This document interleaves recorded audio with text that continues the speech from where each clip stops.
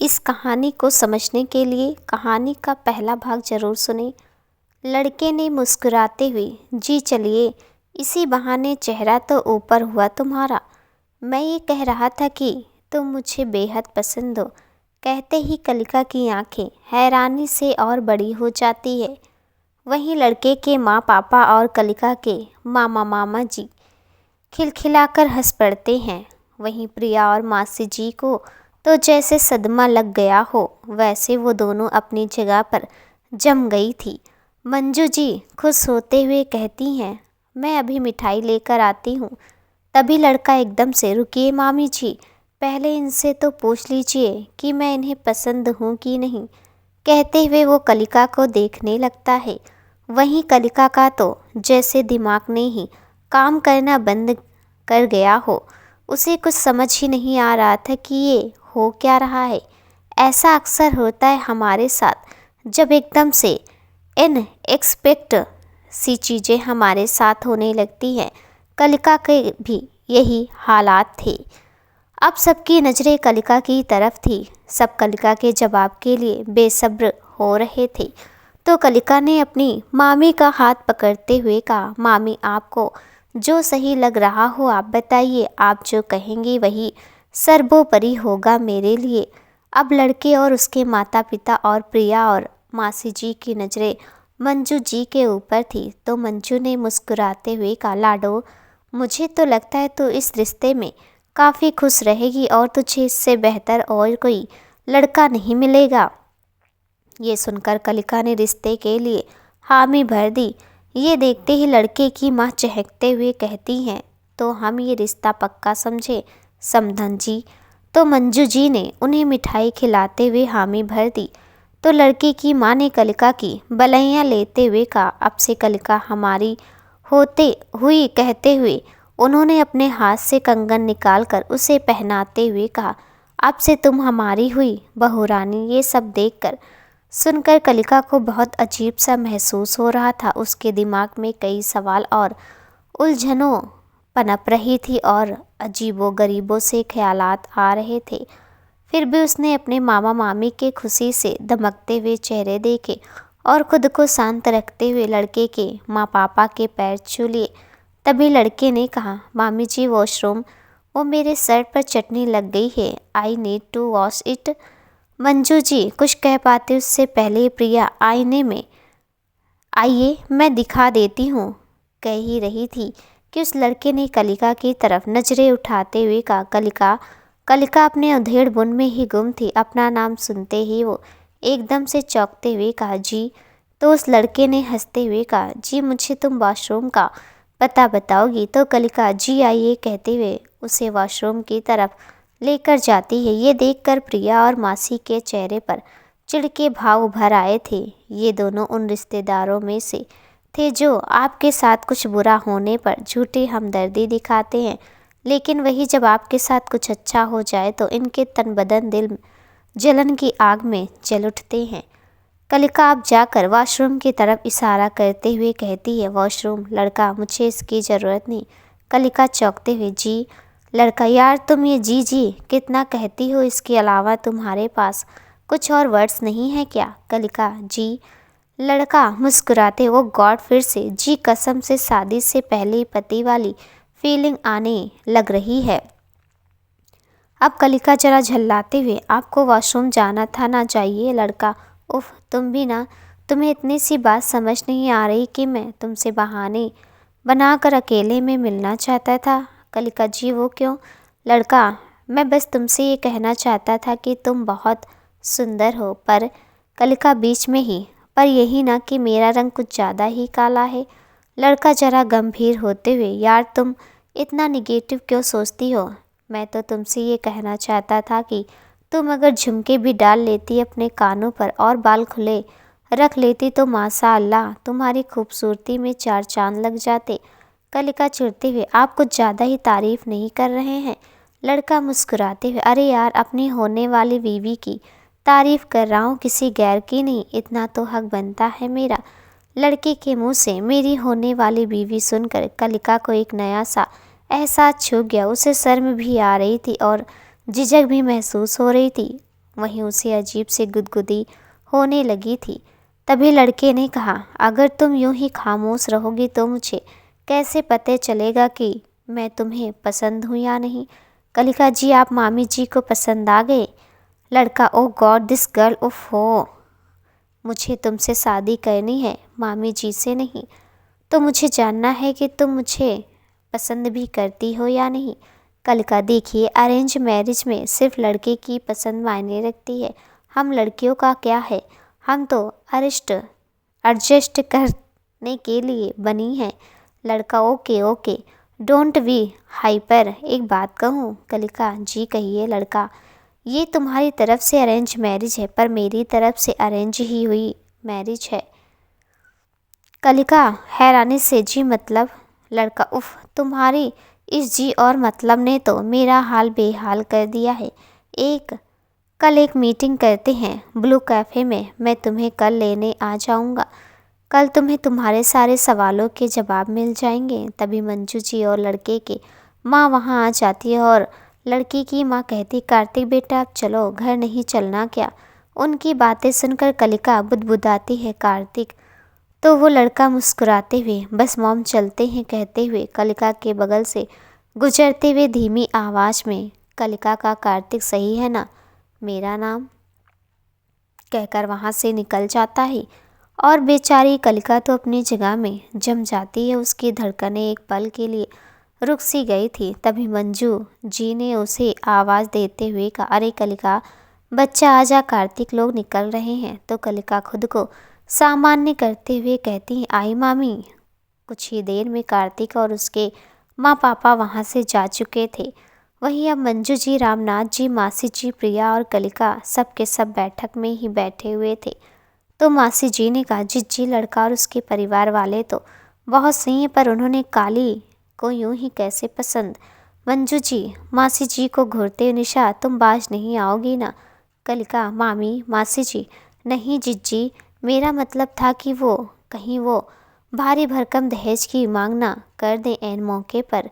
मंजू जी, नहीं निशा, मेरी बात हो गई है इस बारे में नूतन जी, कार्तिक की माँ से। उन्होंने साफ साफ कह दिया है कि वो और उनका परिवार दहेज के सख्त खिलाफ है। उन्हें बस अपनी बहू पढ़ी लिखी, समझदार और संस्कारी चाहिए थी, जो तो हमारी कलिका है ही। उन्हें बस हमारी कलिका चाहिए अपने बहू के रूप में।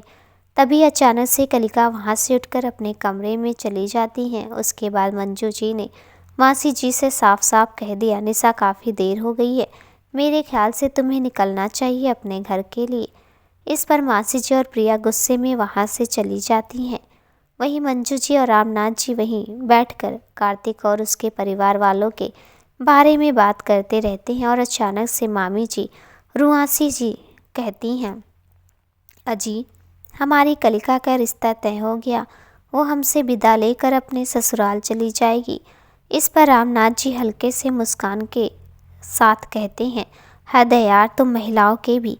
कल तक तुम परेशान थी कि कलिका का रिश्ता बन नहीं पा रहा, और जब बात बनी तो अब तक सगाई की तारीख तक नहीं निकली है कि इधर तुमने अपनी गंगा जमुना बहाने भी शुरू कर दिए।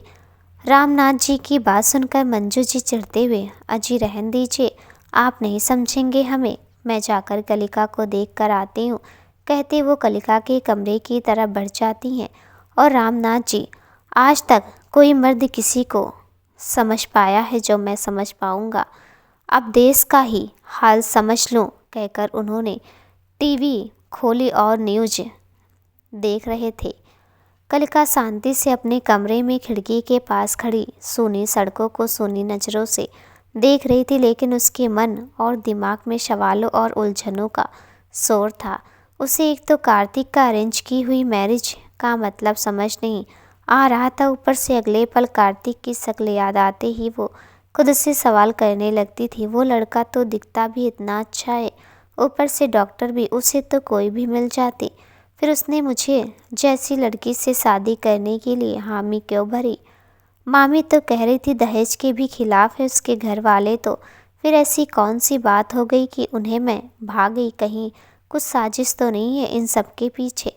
फिर अगले ही पल उसे कार्तिक का उसका तारीफ करना, अपनी होने वाली वीवी कहना कलिका का कार्तिक कहना याद आ जाता है और उसके पेट में गुदगुदी होने लगती है। एक अजीब सी खुशी महसूस होती है, लेकिन अगले ही पल मासी जी की बात सोचकर वो परेशान हो जाती हैं। तो कुल मिलाकर कलिका के मन में पल पल में अलग अलग भाव आ रहे थे, जा रहे थे। तभी मंजू जी वहाँ आई और कलिका का सर सहलाते हुए कहती हैं, अपनी मासी की बातों पर तो ध्यान मत दे और इस बारे में सोचकर परेशान ना हो लाडो। कार्तिक बहुत अच्छा लड़का और उसके परिवार वाले भी आधुनिक विचारों वाले सुलझे हुए लोग हैं। मुझ पर भरोसा रख, तू कार्तिक के साथ बहुत खुश रहेगी। मुझे पूरा यकीन है वो तुझे हमेशा खुश रखेगा। तो कलिका मंजू जी की गोद में लेटते हुए कहती हैं, मामी वो कार्तिक जी, उन्होंने मुझे कल मिलने को कहा है, वो उन्हें मुझसे कुछ बात करनी है। तो मंजू जी उसे थपकी देते हुए कहती हैं, तो क्या हो गया बच्चा, ये तो अच्छी बात है, तो उससे मिल, उसे समझ। अब तो तुझे उसकी हो जाना है और आखिरकार उसने तो हम सबके सामने ही कह दिया तुझे कि तुम मुझे बेहद पसंद हो। ये सुनते ही कलिका शर्मा जाती, लेकिन चिढ़ते हुए कहती, क्या मामी आप भी, एक तो वो बंदा बड़ा अजीब कहता है झुमके और खुले बाल में ज़्यादा खूब सुंदर लगती हो। ये सुनते ही मंजू जी ने चिल्लाते हुए कहा, हैं सच्ची? तो कलिका एकदम से अपने दोनों कान बंद कर लेती है और मन ही मन सोचती है, बुरी फंसी कलिका तो। तभी वहाँ रामनाथ जी मोटा सा डंडा लेकर हाँफते हुए हाजिर होते हैं और कहते हैं, क्या हुआ क्या हुआ, चूहा आया या बिल्ली आई? तो कलिका अपना सर झटकते हुए कहती हैं, कुछ भी नहीं आया मामा जी, आप बस अपनी धर्मपत्नी को यहाँ से लेकर जाइए। तो मंजू जी कुछ कहने को होती हैं कि रामनाथ जी मंजू जी को वहाँ से लेकर चले जाते हैं। वहीं कलिका अपने कमरे का दरवाज़ा बंद कर लेती है। दूसरे दिन रविवार होता है तो कलिका आराम से सुबह 8 बजे नीचे जाती है तो देखती है कार्तिक बैठक में बैठा मामी जी से गप्पे लड़ा रहा था। मामी जी ने कलिका को देखते हुए कहती हैं, ले बेटा जल्दी से तैयार हो जा, कार्तिक तुझे लेने आया है। इस पर कलिका के मुंह से तपाक से निकल जाता है, इतनी सुबह कौन आता है? मामी जी कलिका कुछ भी कहती हो, बेटा सोच लिया करो कार्तिक, वो दरअसल बात यह है कि मुझे आज दोपहर तक आगरा के लिए निकलना है, मेरी ड्यूटी वहीं है ना। तो बस ये सुनकर कलिका तेजी से अपने कमरे में जाती है और जल्दी से नहाकर तैयार होने लगती है। उसने आज पिंक कलर की साड़ी पहनी और अपने कानों में मैचिंग झुमके डाल लिए और बालों को यूं ही खुला छोड़ दिया। वहीं मंजू जी कार्तिक को नाश्ता करवा रही थी, लेकिन तभी कार्तिक की नज़रें सीढ़ियों से उतरती कलिका पर गई तो वो उसे एकटक देखने लग गया और उसमें इतना खो गया कि कब कलिका नीचे आ गई उसे पता ही नहीं चला। तभी मंजू जी ने कहा, बेटा और कुछ चाहिए क्या? तो कार्तिक ने झेपते हुए कहा, जी नहीं मामी जी। कलिका, मामी जी हम चलते हैं। मामी जी कलिका को नाश्ता करने को कहने ही वाली थी कि कार्तिक ने पहले ही कह दिया, कुछ खा लो फिर चलते हैं। ये सुनकर कलिका और मामी जी दोनों हैरान रह जाते हैं, लेकिन अगले ही पल कलिका ने मुझे भूख नहीं अब चलें कहते हुए बाहर की तरफ निकल जाती हैं। वही मामी जी कहती हैं, क्या करूं मैं इस लड़की का? कार्तिक आप चिंता ना करें मामी, मैं कैफ़े में कुछ खिला दूंगा, अब चलता हूं, कहीं ये मुझे छोड़कर ही ना निकल जाए, कहकर हंसते हुए बाहर की तरफ निकल जाता है। वही मामी जी कार्तिक का व्यवहार देखकर कलिका को लेकर पूरी आश्वस्त हो जाती हैं, ये सोचकर कि हमारी कलिका का हमसे भी ज़्यादा ख्याल रखेगा। इधर कार्तिक और कलिका कार्तिक की कार से ही ब्लू कैफ़े पहुंचते हैं, जहां कार्तिक ने पहले से ही टेबल बुक कर रखी थी। टेबल पर पहुंचते ही कार्तिक ने कलिका के लिए चेयर खींची, फिर जाकर वो खुद दूसरी चेयर पर बैठा। तो कलिका ने तपाक से कह दिया, आप असलियत में इतने अच्छे हैं, अच्छा बनने का दिखावा कर रहे हैं। कार्तिक, पहले कुछ खा लो फिर बात करते हैं। कलिका, मैं आपसे कुछ सवाल किया। कार्तिक उसे इग्नोर करते हुए, वेटर से 1 सैंडविच प्लीज़। अब कलिका खामोश हो जाती है। थोड़ी ही देर में वेटर आ जाता है सैंडविच लेकर। तो कार्तिक कहता है, पहले खा लो वरना मैं तुम्हें तुम्हारे सवालों के जवाब नहीं दूंगा। ये सुनकर कलिका को बहुत गुस्सा आता है, पर उसके पास और कोई ऑप्शन ही नहीं था, तो उसने 2 मिनट ही सैंडविच खत्म कर दिया और टिश्यू पेपर से मुंह पोंछते हुए कहा, आप इतने अच्छे दिखते हो। कार्तिक, तारीफ के लिए शुक्रिया। कलिका उससे घूर कर देखती है तो कार्तिक सकपकाते हुए, sorry, you continue. Kalika, doctor भी हो पेशे से, तो फिर मुझसे शादी क्यों कर रहे हो? तुम्हें तो कोई भी मिल जाती। कार्तिक मुस्कुराते हुए, मुझे कोई भी नहीं, सिर्फ तुम ही चाहिए थी मेरी हमसफ़र के रूप में। कलिका बिना भाव के, ऐसा क्यों? कार्तिक, क्योंकि तुम मुझे बेहद पसंद हो। कलिका, बेहद पसंद आने की वजह? कार्तिक उस वेटर से कहकर टेबल में रखी सारी चीज़ें, बोले तो सॉस के बॉटल्स, स्ट्रा, टूथपिक, ग्लास, सब चीज़ें वहाँ से हटाने को कहा। तो कलिका हैरानी से कहती, ये सब करने की वजह? कार्तिक एक गहरी सांस लेकर, सुनो, तुम कह रही थी ना कि मुझे तुम बेहद पसंद हो, तो सुनो, कहकर वो अपने अतीत में चला जाता। 1 साल पहले, जयपुर, राजस्थान। कार्तिक की जयपुर में डॉक्टर्स के साथ एक कॉन्फ्रेंस थी, इसलिए वो जयपुर आया हुआ था कि कॉन्फ्रेंस के पहले ही दिन वो देरी होने की वजह से वो जल्दी में था और इसी चक्कर में रोड क्रॉस करते वक्त उसकी टक्कर एक कार से हो गई और टक्कर इतनी तेज थी कि कार्तिक उछलकर रोड के किनारे जा गिरा और उसका सर पत्थर से जा टकराया और उसके सर में गहरी चोट लगी और उसके सर से खून तेजी से बहने लगा। उसके चारों ओर भीड़ इकट्ठा हो गई, लेकिन किसी ने उसकी मदद नहीं की। तब सब तमाशे देखने में लगे रहे। तभी एक लड़की तेजी से कार्तिक के पास आई और उसने उसका सर अपनी गोद में लेकर अपनी साड़ी की पल्लू से उसके चोट पर दबाव बनाकर रखा ताकि उसके खून का बहाव कम हो सके। कार्तिक ने एक नज़र उस लड़की को देखा, फिर उसकी आंखें बंद हो गई और जब उसे होश आया तो उसने खुद को हॉस्पिटल में पाया। और जब उसने उस लड़की के बारे में पूछा तो पता चला कि वो लड़की ही उसे हॉस्पिटल लेकर आई थी, ऑटो वाले से झगड़ा करके। ये सुनते कलिका ने, अरे झगड़ा नहीं करती तो क्या करती, ऑटो वाला एक्सीडेंट केस है, कहकर उस घायल बंदे को ले जाने को तैयार ही नहीं था। कहते हुए जब उसकी नज़र कार्तिक से मिली तो कार्तिक उसे मुस्कुराते हुए एकटक देखे जा रहा था। ये देखकर कलिका ने हैरान होते हुए कहा, डोंट टेल मी, वो घायल इंसान आप थे? कार्तिक, वेल, वो मैं ही था। कलिका, ओह, आपके चेहरे में खून लगा हुआ तो मुझे पता ही नहीं चला कि वो आप थे। कार्तिक, पता चलता कि वो मैं हूँ तो क्या तुम मेरी जान नहीं बचाती? कलिका गुस्से से, आप अपनी बकवास ना अपने पास रखिए। आप क्या, कोई और भी होता तो मैं उसकी मदद करती। कार्तिक, बस तुम्हारी यही अदा मुझे बेहद भा गई और तुम मुझे इतनी पसंद आ गई कि बस उस एक मुलाकात में ही तुम मेरे दिलों और दिमाग में बस गई। माँ पापा जितनी भी लड़कियों की तस्वीर मुझे दिखाते, सब तस्वीरें में तुम्हारी छवि ढूंढता। दिल में बस एक ही आवाज़ आती, बस वो एक लड़के मिल जाए जिसने अनजान होते हुए भी मेरी जान बचाई। जो एक अनजान के लिए इतना कर सकती है, वो अपनों के लिए कितना कुछ कर जाएगी। बस फिर क्या, तुम मुझे इतनी पसंद आ गई कि फिर कोई और लड़की पसंद ही नहीं आई। लेकिन जब 2 दिन पहले मैंने तुम्हें मॉल में देखा तो इतना तो समझ आ गया कि हो ना हो तुम इसी शहर से हो। फिर क्या, मैंने माँ पापा से बात की और उन्होंने स्वीटी आंटी से बात करके तुम्हारी तरह दिखने वाली लड़कियों की तस्वीर मंगवाई। फिर क्या, तुम्हारी तस्वीर और बायोडाटा, घर का पता सब मिल गया और मैं आ गया तुम्हारे घर रिश्ता लेकर। बस इतना ही कहना था। अब कलिका ने कहा, ये सब तो ठीक है, पर आपने टेबल से सारी चीज़ें क्यों हटवाई? कार्तिक मासूमियत से, ताकि ये सब सुनकर तुम टेबल पर रखी चीज़ें उठाकर मुझ पर ना फेंकने लग जाओ।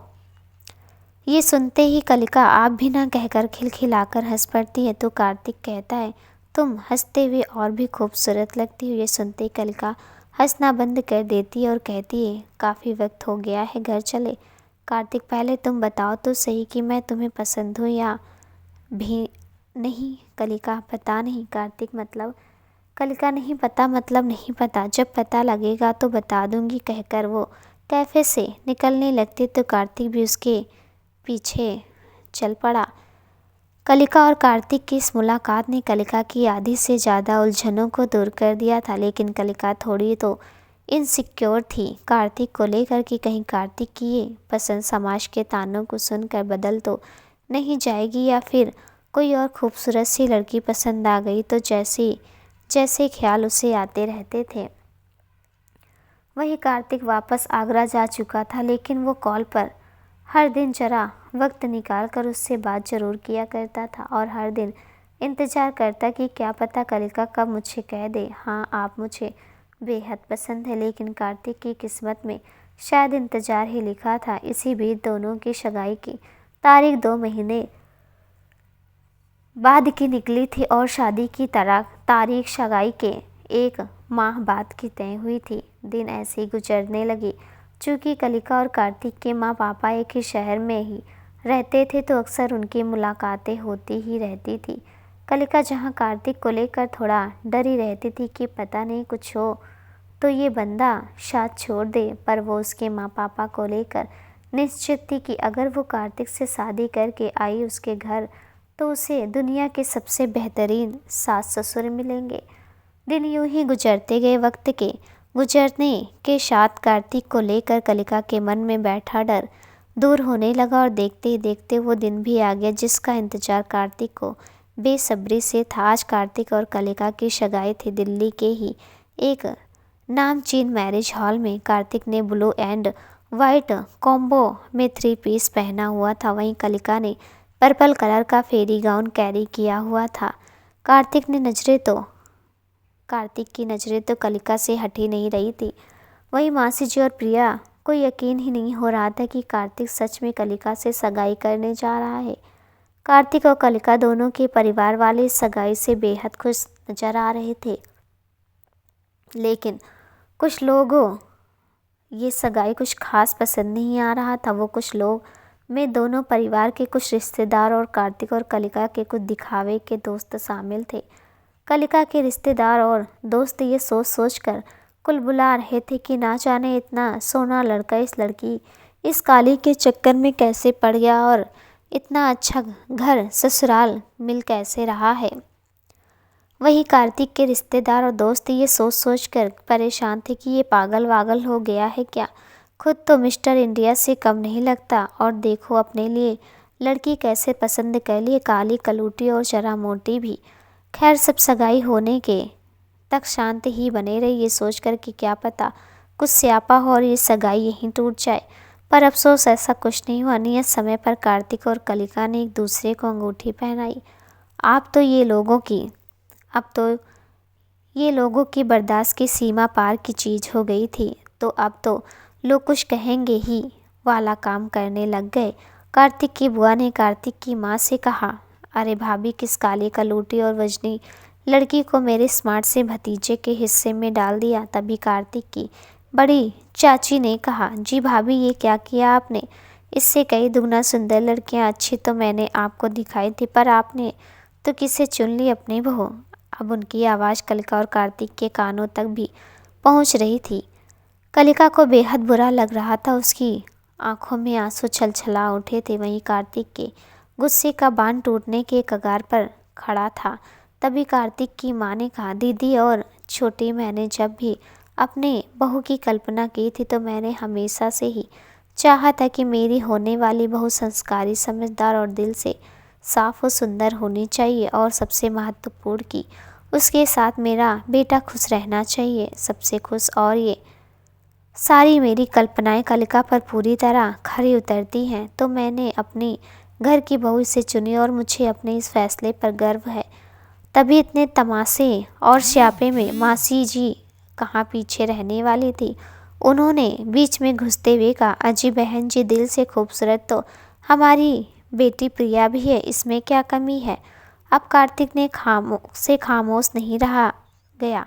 वो स्टेज से उतरते हुए कहता, मासी जी आपकी बेटी में कमी ये है कि वो मुझे पसंद नहीं है, मुझे तो सिर्फ ये एक लड़की पसंद है। कहते वो कलिका का हाथ थाम के नीचे ले आता है और आगे कहता है, मुझे बस सिर्फ ये एक लड़की कलिका बेहद पसंद है और इसके अलावा कोई भी लड़की मुझे भाती नहीं। तभी भीड़ में से आवाज़ आती है, आई ये काली पसंद है। इस पर कार्तिक कहता है, पसंद तो मुझे काली माँ भी बहुत हैं और मेरी कलिका भी, और रही बात काले होने की, तो भगवान का शुक्र है कलिका का रंग काला है, दिल नहीं। और मैं ये सबके सामने दावा कर सकता हूँ कि मेरी कलिका जैसे साफ और नेक दिल लड़की की बराबरी यहाँ पर आई सबसे खूबसूरत लड़की भी नहीं कर सकती। कार्तिक की बातें सुनकर हॉल में सन्नाटा छा गया था, तो कार्तिक के पापा ने हाथ जोड़ते हुए कहा, आज का कार्यक्रम यही समाप्त होता है। कृपया आप सभी भोजन ग्रहण करके ही अपने घर की ओर प्रस्थान करें, और आप सभी में से जिन्हें भी हमारी बहू से या हमारे बेटे के लिए फैसले पर एतराज़ हो, वो कृपया इनकी शादी पर ना आए। आपके ना आने से मेरा परिवार बिल्कुल भी दुखी नहीं होगा। धन्यवाद। ये सुनते सारी भीड़ वहाँ से छट जाती है। आधे रिश्तेदार मुंह फुलाकर चले जाते हैं और आधे रिश्तेदार खुशी खुशी खाना खाने लगते हैं। अब हॉल में बस कलिका और कार्तिक और उनका परिवार ही था। कलिका अब कार्तिक का हाथ थामे सिसक पड़ी तो कार्तिक ने उसका चेहरा अपने हाथों में लेते हुए, हे अब तुम क्यों रो रही हो? यार बुरा मत मानो, वो रिश्तेदार तो वो अपनी बात कह ही रहा था कि कलिका अचानक से उसके गले लग गई और सिसकते हुए बोली, मैं रो कहाँ रही हूँ, ये तो खुशी के आंसू। आप बहुत अच्छे हैं कार्तिक जी, आप मुझे बेहद बेहद बेहद पसंद है। ये सुनते ही कार्तिक ने कलिका से अलग होते हुए कहा, हाय ये तो मैं कब से सुनने को बेकरार था, पर ऐसे आंसू से भीगे चेहरों में नहीं, बल्कि मुस्कुराते हुए चेहरे में। ये सुनते कलिका रोते रोते मुस्कुरा पड़ती है। ये देखकर मामी जी और कार्तिक की माँ ने उन दोनों की बलैया ले ली। सगाई के ठीक 1 महीने बाद वो दिन भी आ गया जिस दिन कार्तिक और कलिका की शादी थी। दोनों आज 7 जन्मों के बंधन में बंधने वाले थे, हमेशा के लिए हम सफ़र बनने वाले थे। मंडप पर ब्लू कलर के शेरवानी पहने कार्तिक अपनी कलिका का बेसब्री से इंतजार कर रहा था। तभी मामी जी कलिका को लेकर मंडप में आए और उसे कार्तिक के बगल में बैठा दिया। पिंक कलर की साड़ी में कलिका बेहद दिलकश लग रही थी। कार्तिक तो उस पर से अपनी नज़रें नहीं हटाता, लेकिन तभी पंडित जी ने उसे रोक दिया। अरे बेटा, शादी तो कर लो, फिर देखते रहना ज़िंदगी भर। वो क्या है ना, मुहूर्त का समय हो गया। ये सुनते ही सब खिलखिलाकर हंस पड़ते हैं और कार्तिक बेचारा झेम जाता है। एक एक करके शादी की सारी विधि संपन्न हो जाती है और कार्तिक और कलिका शादी के पवित्र बंधन में बंध जाते हैं। और आज सही मायने में कलिका का कार्तिक उसे मिल गया था, और साथ ही साथ उसके रंग कद काठी को लेकर मजाक बनाने वाले को लोगों को जवाब मिल गया था कि दिल की खूबसूरती की कद्र करने वाले लोग कम होते हैं, लेकिन होते ज़रूर हैं। देखते देखते कलिका की विदाई का समय भी आ गया। कलिका अपनी मामा मामी से लिपट कर खूब रोई, लेकिन कार्तिक और उसके माँ पापा ने ये कहते हुए संभाल लिया, आज से हम भी तुम्हारा परिवार हैं। कलिका अब नम आंखें लिए अपने मामा मामी से विदा लेकर कार्तिक के घर चल ली थी, उसके साथ अपने नए सफ़र का आगाज़ करने। और अब वो अपने मन में विश्वस्त हो गई थी कार्तिक को लेकर कि उसके कार्तिक की पसंद वो ही रहेगी हमेशा के लिए।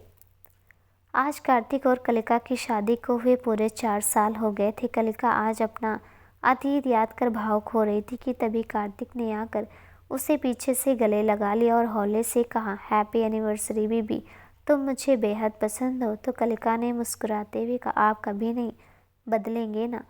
तो कार्तिक ने मुस्कुराते हुए कहा, न बीबी, कहते हुए उसके गाल को चूम लेता है। तभी वहाँ कार्तिक की मम्मी, बेटा नीचे चलो, सब इंतज़ार कर रहे हैं, कह ही रही थी कि कार्तिक और कलिका को ऐसे देखकर दूसरी तरफ मुड़ते हुए बोली, बेटा तुम दोनों का मोमेंट हो जाए तो आ जाना, हम सब इंतज़ार कर रहे हैं, खासकर हमारी पोती कार्तिका। ये सुनते ही कलिका हकलाते हुए कहती है, जी माँ आई। कार्तिक की माँ वहाँ से चली जाती हैं। तो कलिका, बड़ी बेशर्म हो गए हो आजकल आप, कहकर वो नीचे हॉल की तरफ बढ़ जाती। तो कार्तिक कहता है, इसे तो रोमांस भी बेशर्मी लगती, हद है, कहते वो भी उसके पीछे जाता है। नीचे हॉल में मामा मामी कार्तिक के माँ पापा ने उनकी एनिवर्सरी की पार्टी रखी थी। उन दोनों के नीचे पहुँचते एक बच्ची आकर उन दोनों के पैर से लिपट जाती है और तुतलाती हुई कहती है, माँ आप कहाँ रह गए थे? ये है कार्तिक, कलिका और कार्तिका। कार्तिक के सच्चे प्यार की निशानी उनकी 2 साल की बेटी कार्तिक के सवाल पर कार्तिका की माँ कहती हैं कार्तिका के सवाल पर कार्तिका की माँ कहती हैं, बेटा आपके माँ पापा जरूरी काम में बिजी थे। ये सुनते कालिका हड़बड़ा जाती है और हकलाते हुए कहती है, माँ केक काट लेते हैं। तो कार्तिक भी हामी भरता हुआ आगे बढ़ता और कार्तिक, कलिका, कार्तिका तीनों मिलकर केक कट करते हैं और सभी को खिलाते हैं, एक दूसरे पर लगाते हैं और सारे काफ़ी खुश होते हैं। मामी जी और कार्तिक की माँ अब भी सबकी भलाइयाँ लेती हैं। अब कलिका और कार्तिक और उन दोनों के परिवार में बस खुशियाँ ही थी।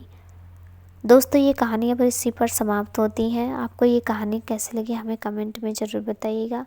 मिलती हूँ ऐसी एक नई कहानी के साथ, तब तक के लिए नमस्कार।